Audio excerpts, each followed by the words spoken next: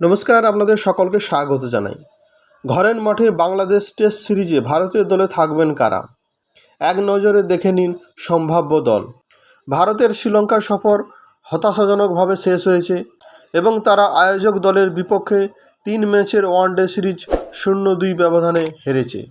বিরাট কোহলি এবং রোহিত শর্মার প্রত্যাবর্তনে উৎসাহিত ভারত ফেভারিট হিসাবে ওয়ানডে সিরিজে প্রবেশ করে এবং টি-20 দলের সাফল্য অনুকরণ করবে আশা করা হয়।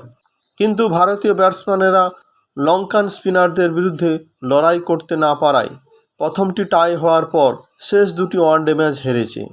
ভারত এখন লম্বা বিরতিতে থাকবে এবং খেলোয়াড়রা 1 মাসেরও বেশি সময় মাঠের বাইরে থাকবেন। এরপর টিম ইন্ডিয়ার আর কোনো বিরতি নেই। বাংলাদেশের বিপক্ষে টেস্ট সিরিজেই ফিরবে ভারত। 2 ম্যাচের টেস্ট সিরিজ শুরু হবে 19শে সেপ্টেম্বর। প্রথম টেস্ট হবে চেন্নাইয়ে, দ্বিতীয় টেস্ট ম্যাচ হবে কানপুরে। 27শে সেপ্টেম্বর থেকে 1 অক্টোবর পর্যন্ত চলবে এই ম্যাচ। দুই দল 3টি টি-20 ম্যাচও খেলবে।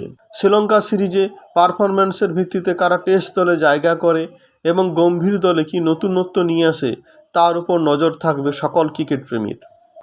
তবে কথা নিশ্চিত যে শ্রীলঙ্কা সফরে বিশ্রামে থাকা জসপ্রীত বুমরা বাংলাদেশ সিরিজেই আন্তর্জাতিক ক্রিকেটে ফিরতে চলেছেন।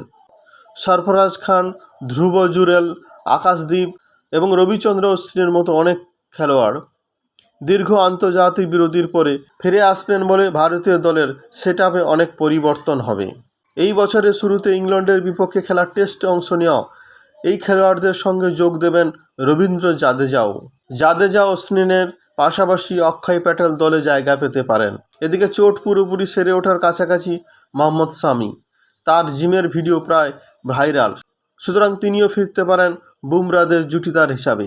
শ্রেয়স আইয়ার কেকেআরের কারণেই হোক কিংবা প্রতিভার কারণেই তিনি বারবারই গম্ভীরের সুনজরে রয়েছেন, তাই আশা করা যায় তিনি আবার টেস্ট ফরম্যাটে ফিরতে পারেন। এক নজরে দেখে নিন ভারতের সম্ভাব্য দল। শুভমান গিল, রোহিত শর্মা, বিরাট কোহলি, কেএল রাহুল, ঋষভ পন্থ, ধ্রুব জুরেল উইকেটরক্ষক, সরফরাজ খান, শ্রেয়স আইয়ার, রবীন্দ্র জাদেজা, রবিচন্দ্রন অশ্বিন, অক্ষয় প্যাটেল, জসপ্রীত বুমরা, আকাশদীপ, মোহাম্মদ শামি, আর্শদীপ সিং। তো ভিডিওটি ভালো লাগলে অবশ্যই লাইক, কমেন্ট, শেয়ার করবেন। আর আপনি যদি আমার চ্যানেলে নতুন হন, চ্যানেলটি অবশ্যই সাবস্ক্রাইব করবেন। সবাই ভালো থাকবেন, সবাইকে ভালো রাখবেন। জয় হিন্দ, বন্দে মাতরম।